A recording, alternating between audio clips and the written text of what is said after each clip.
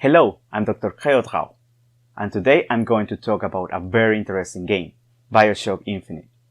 Today's video will be a little bit heavier than previous videos, and although I will talk about cognitive skills, this won't be the emphasis for this particular video.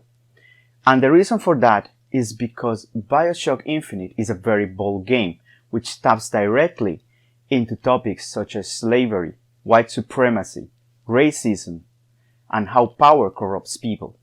I will go about the same lines I always touch on my videos, but with a special emphasis on the political and sociological part of the game. The game also introduces a part of quantum physics theory that is worth exploring, and we will look into that. I hope you enjoy the video.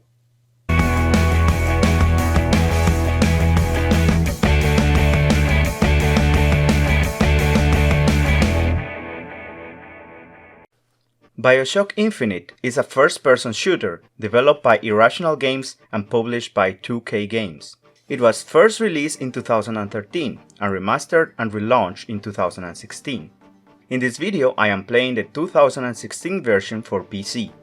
The game also has a PEGI 18+ and an ESRB-M rating for people 18 years old or more, because it contains extreme violence, gory content, strong language, and portrays discriminatory behavior. So let's start from here. Unlike other games I have reviewed so far, this game is not for use with children, and personally, if I were to use it in formal settings, I will do it in late high school or the beginning of college. The spoiler alert for this video will be different from previous videos, and that is because in order to do a nice analysis of the game, I need to make reference to important parts of the plot, not only during the story part, but during the whole video. So if you really want to avoid spoilers, I suggest you to play the game first and look at the video later. Although I will not reveal the final plot twist of the game, it's very likely that you get spoilers throughout the whole video. So yeah, watch it on your own risk. Let's start. You are Booker DeWitt, an ex-soldier and now detective who suffers from emotional problems due to his participation in the Battle of Wounded Knee, and who is also in monetary problems. Booker acceds to get and retrieve the girl in a city named Columbia, which is floating in the sky, under the promise that returning the girl will clean him from all debt. So you venture into a lighthouse, which sends you flying into Columbia. The story takes place in a 1912 United States, where racial segregation is at its peak, with black people considered to be inferior to white people. Columbia is a steampunk city, which, under the command of Zachary Hale Comstock, a political and religious figure, decided to literally separate from the United States by taking the city to the air. You start exploring the city looking for the girl. At a point, after winning a ballot, you are prompted to throw a ball to an interracial couple who has trespassed the law with their illegal marriage. At this point, you are discovered as the false prophet, the one who is coming to steal the girl away.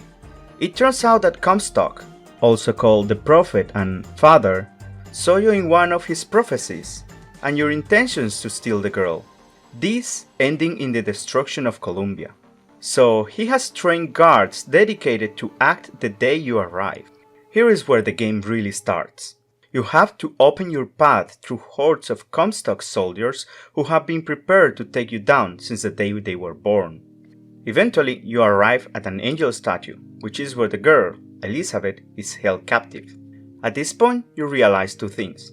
First, that Elizabeth is being held under strict vigilance, and second, that she has a cell guard, the Songbird, which is a giant robotic bird that will protect, but at the same time hold captive, Elizabeth. So you take Elizabeth out of her prison, with both of you escaping under the promise that you will take Elizabeth to Paris. Eventually, you realize that Elizabeth has the ability to open tears, which are some sort of disruptions on space-time. And although in the beginning this proves dangerous, soon she starts using it to give you an advantage during combat. Finally, you commandeer a ship that can take you out of Columbia. However, Elizabeth realizes that you are not taking her to Paris, but to New York. So she knocks you unconscious and escapes, just for the ship to be taken by the Vox Populi. The Vox Populi encompasses pretty much all people that are not white or rich. It is a faction of the society fighting for their rights under the command of Daisy Fitzroy. These outcasts are living in an ugly part of the town, a part where the commodities we have seen so far in the White Columbia do not exist. Here people die of hunger and violence, fighting just to get something to eat. They are also forced to work under subhuman conditions, creating technology and entertainment for the White Columbia. The Vox Populi are planning an attack on the White Columbia as a way to overtake the rights that have been denied to them, and they tell you that you must help them if you want your ship back. As the ship is the only way you have to escape Columbia, you comply. Eventually, you reunite with Elizabeth, and as none of you can really make it out of Columbia without the other, then she accepts to go with you and help you. In a convoluted set of events, you are asked to get some weapons for the Vox Populi. So you have to contact Chen Lin, the weaponsmith. When you arrive there, his wife, a Chinese woman worshipping Buddha, tells you he has been captured.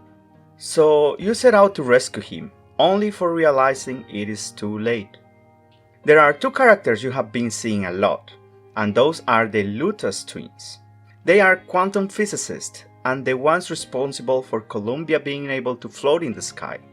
They normally come out of nowhere and have weird conversations, but here, in front of the dead body of the weaponsmith, they tell you that there are different realities, and that different choices we make can create alternative paths in our lives, thus creating different and parallel realities. So Elizabeth opens a tear where the weaponsmith is still alive. Here his wife is not Asian, and she worships the prophet.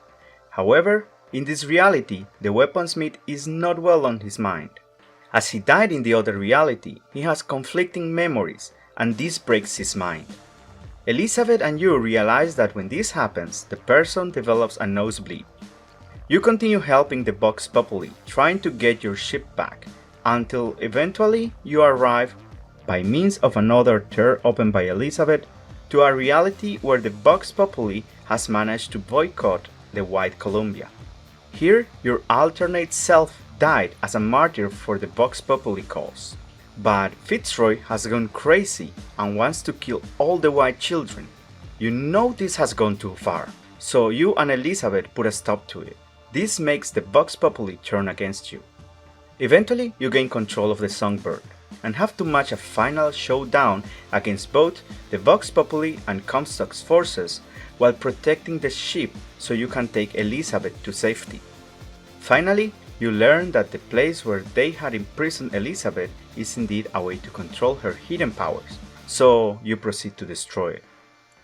The interesting part of the narrative of the game is that it has two moments. In the first moment, you are practically a mercenary. You have one mission, to recover the girl, and in exchange for that, a big debt you have will be taken away.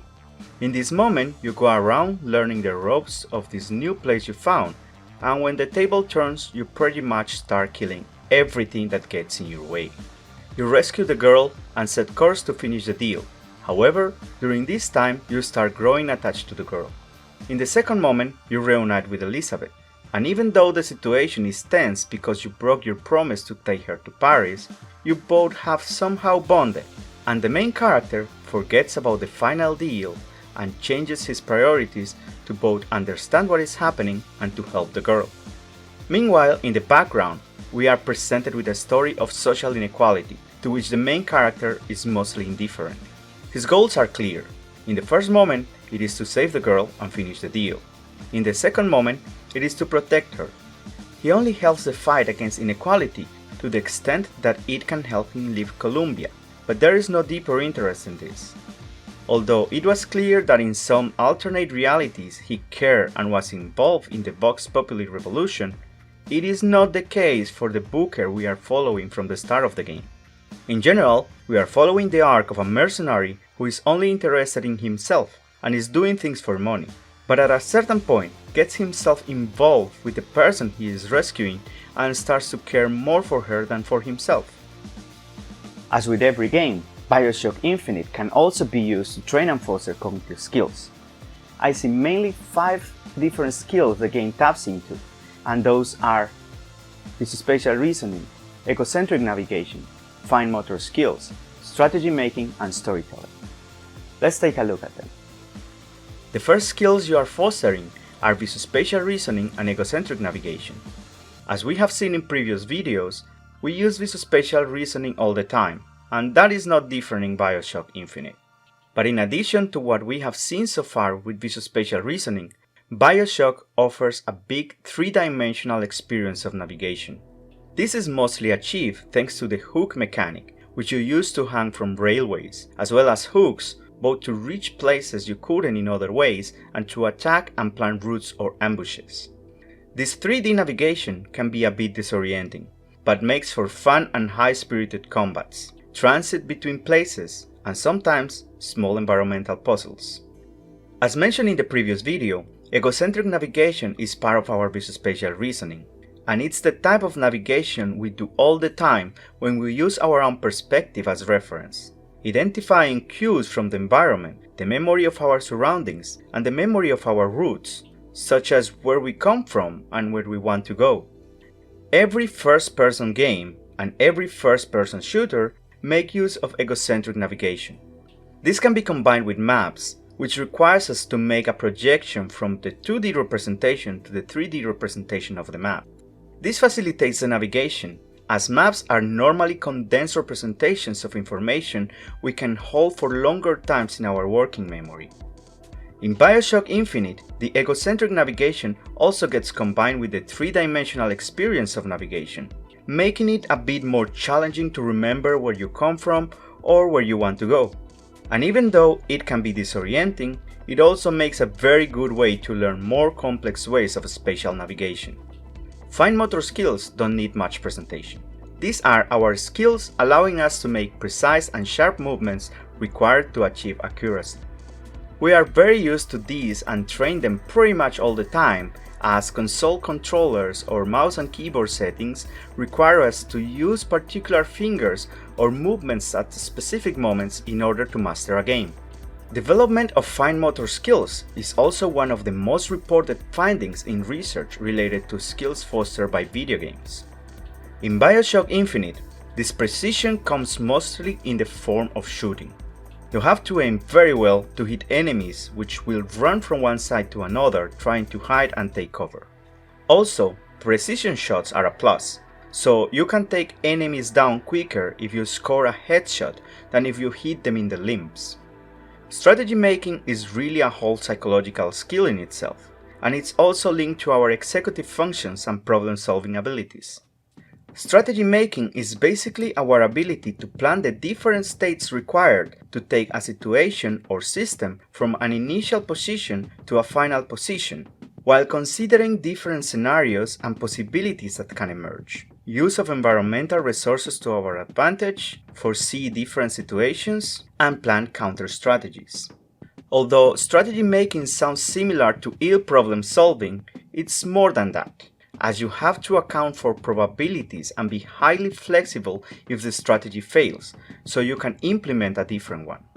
You have to mentally play with different resources, emergent situations, and unforeseen variables to achieve your goal. Strategy making is also strategy deployment, meaning that it's not enough for you to make a plan on how you can deal with your daily tasks if you stay in bed and do nothing anyway. So, strategy deployment relies on the visualization of different scenarios, planning their different phases, gathering the resources required for them to happen, carry them out, and evaluate them at the light of foreseen states of the system and the final goal. In BioShock Infinite, the strategy making is present mostly thanks to the mechanics of vigors, gears, and weaponry. Vigors are some sort of powers that allow you, for example, to create electric traps or to set your enemies on fire. Gears are elements you attach to your armor, and which grant a permanent passive boost, for example, to do 5% more damage with a gun. Different enemies have different weaknesses to weapons and vigors, and when you are in a fight, you have to plan a way to take them down before they take you down. So, strategy making in BioShock Infinite consists of taking advantage points that allow you to hit enemies without being hit. setting traps for enemies so you can lower their numbers and take them down easier, foresee a particular enemy formation so you can plan where to move and which action to take when the time comes, combining vigors to create chain effects that are more powerful against specific enemies, or setting up the best combination of gears allowing you to have an offensive or defensive advantage on the situation. Finally, in this particular situation, I am referring to storytelling as the way the story is constructed by the designers and how the player has to assemble it. I am not referring to the player building a narrative, as this is not the case for BioShock Infinite, but the way the story is being told and how the player has to put pieces together. Unlike other games we have seen, such as Dust, the story is not just given to you. Both the main character's stories and the social background of Columbia are implicitly stated or given to you into pieces, sometimes by means of a dialogue and sometimes by means of a kinetoscope with propaganda about the Prophet. Sometimes you just have to stop and look around and figure out where you are and think why you are there, what it means for people here, for you as a protagonist, and its role in the whole story.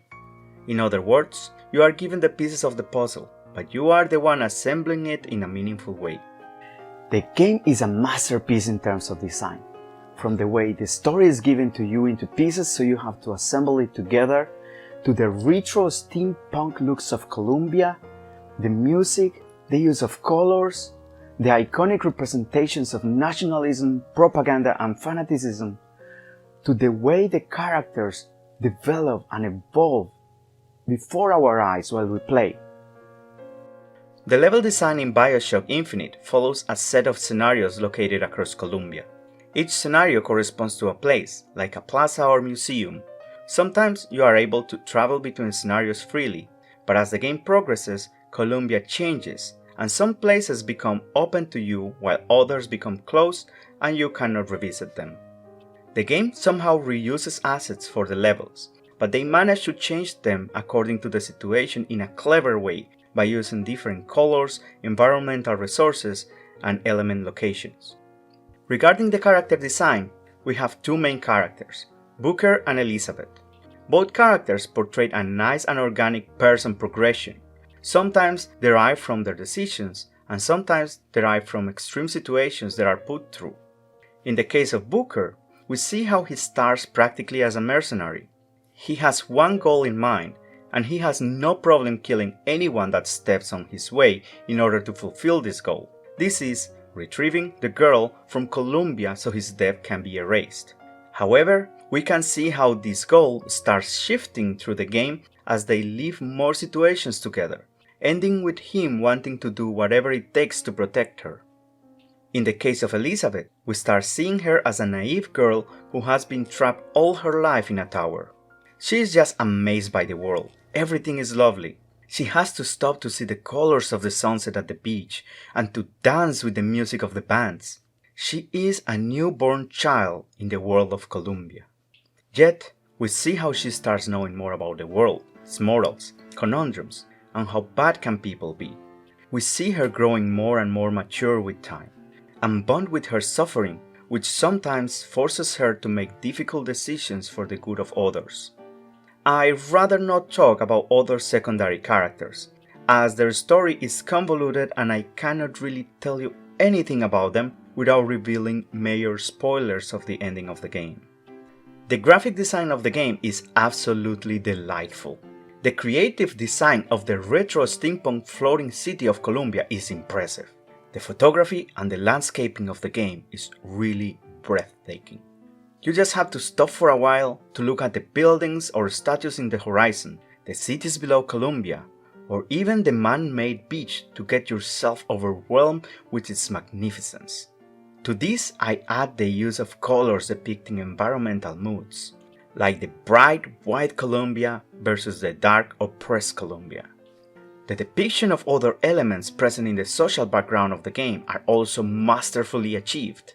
The icons representing patriotism, the racist propaganda, the messianic portrayal of the prophet, and the indoctrination elements follow all the visual and semantic tones of political propaganda in such a way that it makes you wonder how this was even possible back then in 1912. The music of the game doesn't fall far from the graphic design. Gary Schiman, the music composer of the game, managed to masterfully include pieces resembling the pop music of the early 1900s. The game is mostly silent, and music does not work as background music, but comes from different points, such as singers or radio stations that people are listening to while you walk around Columbia. In addition to this, other sources of music have their own vintage feeling, like the music accompanying the kinetoscopes would also resemble the background music from the silent films. Now that I think about it, one of my favorite music pieces of the game was the Barbershop Quartet. I like it so much that I went looking for more Barbershop Quartet songs afterwards. Check this out. Though life would still go on, believe me, the world could show nothing to me. So what good would living do me? God only knows what I'd be without you.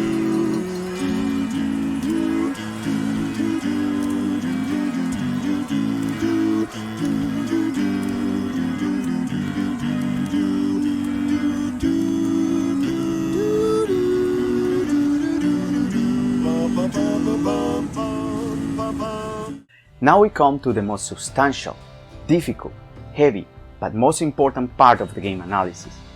This part is so powerful because it talks about topics that were historic, that are current in our society, and that are affecting our world nowadays. The game masterfully depicts a United States divided by racism, white supremacy, and religious fanaticism. These are topics that are difficult to touch upon, but they are current. We have all these problems still going, and not only in the US, but around the world. And even though we fight for a more tolerant and inclusive world, we still find people pushing segregation-based agendas based on the idea that some people are better than others. Although the game focuses on the racial profiling of black people, as these are the most present in the game, and even with us prompted to throw a ball to an interracial couple, it really depicts racial profiling and white supremacy at its max, with a whole section of the game dedicated to portray discrimination towards Chinese and Native American people. As a Latin American person, I don't feel it is my position to talk about history of the US, or even racial profiling, although as an expat Latin American person, I have also been victim of racism and discrimination. So I wanted to have an African American person commenting on this topic, but unfortunately, no one replied to my request. The first topic we see in the game is slavery. Slavery in the game is not treated as such, although we can find some propaganda saying how black people are lost without a master. What exactly was the great emancipator emancipating the Negro from? From his daily bread, from the nobility of honest work, from wealthy patrons who sponsored them from cradle to grave, from clothing and shelter. And what have they done with their freedom? Why, go to Finkton and you shall find out. No animal is born free, except the white man. And it is our burden to care for the rest of creation. Nonetheless, the game points us towards these as throughout the game, black people are always treated as less. For example, you only see black people in white Columbia doing cleaning chores, and when you try to talk with them, they tell you to stop or you both will be in trouble. Black people are also seen in the slums of Columbia doing the hard work and creating entertainment machines for the white Columbia. We soon learn that these people came here because they were promised a job and a decent life, but instead, they were given segregation, near slave work conditions, and such a bad life standard that some don't even have food. When I first seen Columbia, that sky was the brightest, bluest sky that ever was. Seemed like heaven. Then your eyes adjusted to the light, and you saw that sea of white faces looking hard back at you. The main social theme of the game is racial profiling and white supremacy. From the time we start the game, we see that the only non-white people are working for the white people, and white people have a very high life standard. The first shock we get in the game is when we are prompted to throw a ball to a couple who had committed the crime of interracial marriage. This soon escalates to different types of segregation. Eventually, we are prompted to go to the Hall of Heroes, where we are presented with two wars the US have participated in. One against the Chinese, the Boxer Rebellion, which are portrayed as some sort of vampires with big claws and evil eyes, while they tell stories about how the US bravely fought the hordes of Yellows. The museum also has a section dedicated to the battle against the Native Americans, the Massacre of Wounded Knee, where Native Americans are referred to as Red Devils and are portrayed also as some sort of demons. Ultimately, we are confronted with this picture, representing the real feelings of Colombia towards immigrants and non-whites, with depictions of them as drunk, monsters, vampires, poor, sick, impure, and heretics, with a message that is double religious and military of defending against the foreign hordes. Even Native Americans are included as foreign, because foreign here does not only mean to come from a different country, but not to be white. All the social commentary of white supremacy eugenics are supported by a religious discourse linked to fanaticism. This discourse is linked to the manipulations of the prophet, who tells who is good and who is bad, who is to be punished and who is to be saved. This is also a reference to our history on how religion has played a key point supporting racist discourses. We saw this during the advent of the KKK all the way back in the 1800s, and the support to the Nazi views by some religions during the Second World War. Moreover, some religions have gone through a whole whitewashing of their imagery, for example, depicting Jesus and Mary, who were native to the Middle East, as white, blonde, and blue-eyed. BioShock Infinite also makes a very good depiction of propaganda. Propaganda in the game can take the shape of racial profiling, either the white ones as the good ones or the others as the bad ones. Of a religious message, the prophet is great. Of a nationalist claim or military incitation. The propaganda in the game has the same elements as the propaganda used throughout our history. Totalitarian claims which are hasty, catchy, and easy to remember, accompanied by suggestive imagery easy to relate to, and aiming to produce an emotional reaction and sometimes suppress rationality or criticism.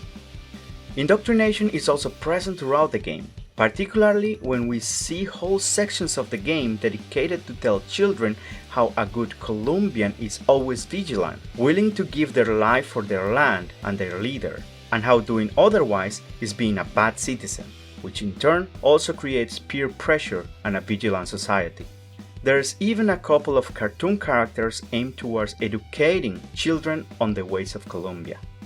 The citizens of Colombia grew being told how to behave, what is good and what is bad, and what happens when you do not behave like a good citizen.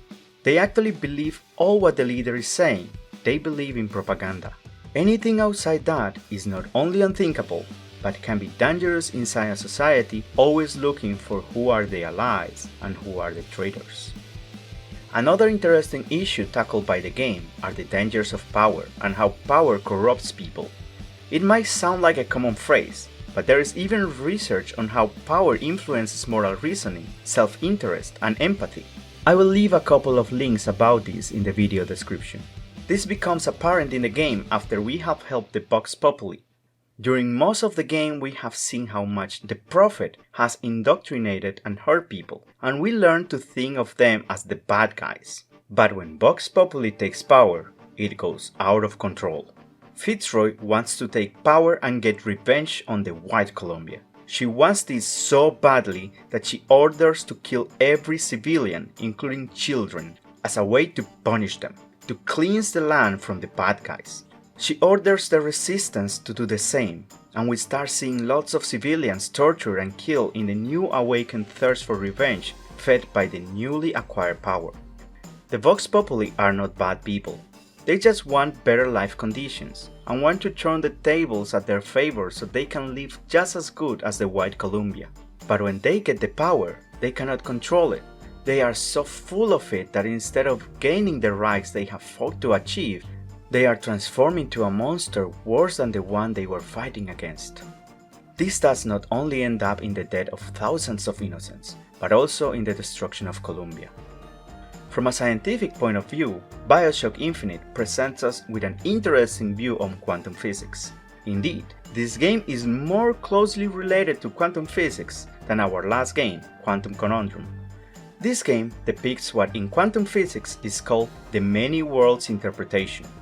In sum, the many worlds interpretation comes from a reinterpretation of Schrödinger's cat thought experiment. In the original experiment, a poison is released on a cage based on the occurrence of a quantum phenomenon. This occurrence will happen or not only upon observation, when the wave function, which indicates a series of probabilities, collapses or is resolved. The many worlds interpretation says that there is no wave function collapse, but instead, for every time a quantum occurrence happens, the other also happens in an alternate world. So, while Schrödinger's cat might be alive in our observed reality, in another reality it will be indeed dead.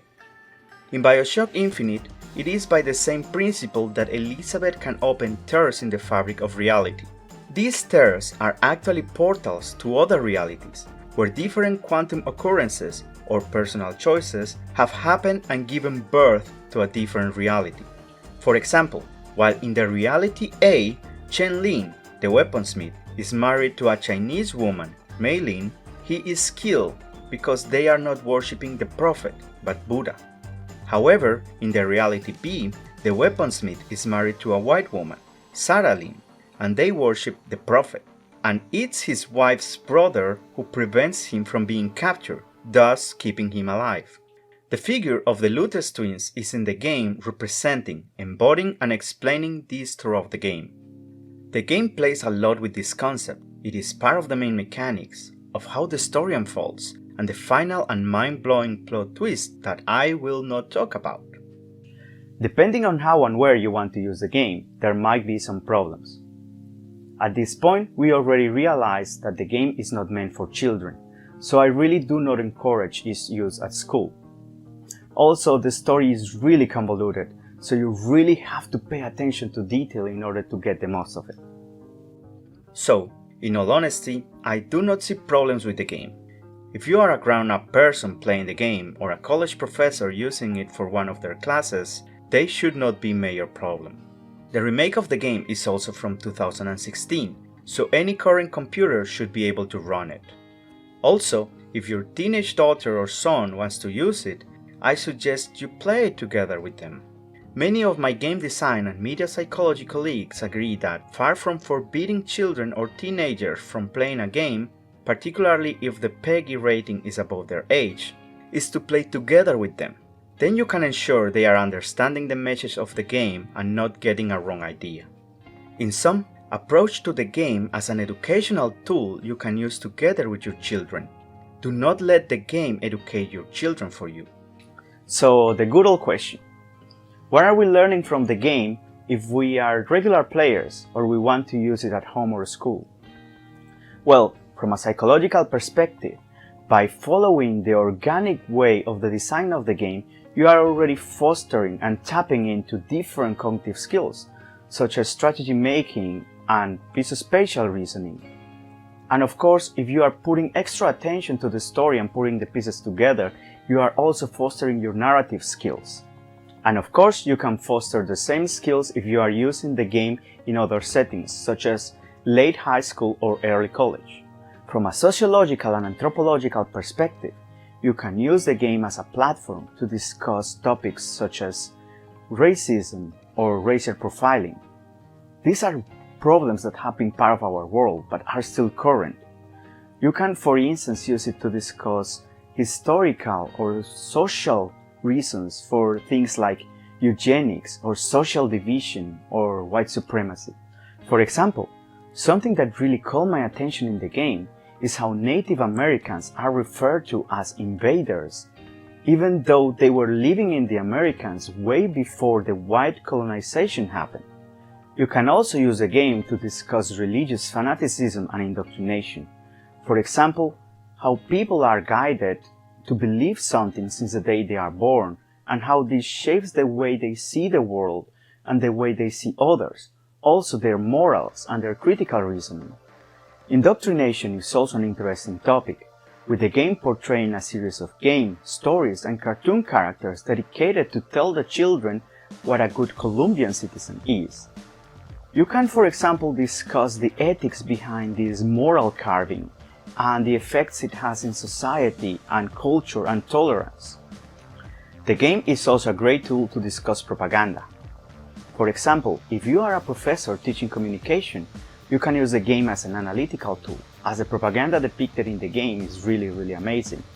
It depicts, for instance, a totalitarian language with suggested images and a political agenda, all of that presented in speeches or with images or with pamphlets, and sometimes even art installations, like the one you can find in the Hall of Heroes. You can also use the game for more philosophical discussions, like power and control in society. For example, why people seek power and how power can change people. You can also use it for other discussions, such as why the goal doesn't justify the means, and even if you have nice intentions to do something good for others, it is not good to do it at expenses of other people's lives or well-being. Finally, from a scientific perspective, you can use the game as a platform to discuss quantum physics, for example, the collapse of the wave function, or Schrödinger's cat thought experiment, and of course, the many-world interpretation. As with the previous video, I will let some information about scientific communication in quantum physics in the video description. Take the game, play it, embrace it, and let it touch your critical thinking. And think about all the people out there that are not just a gender, or a color, or a nationality, but are people that have dreams and hopes. And just as you, they have a heart. I hope you liked the video. See you next time, and take care. If you find my videos interesting, please leave a like or a comment, and consider subscribing to my channel for more content.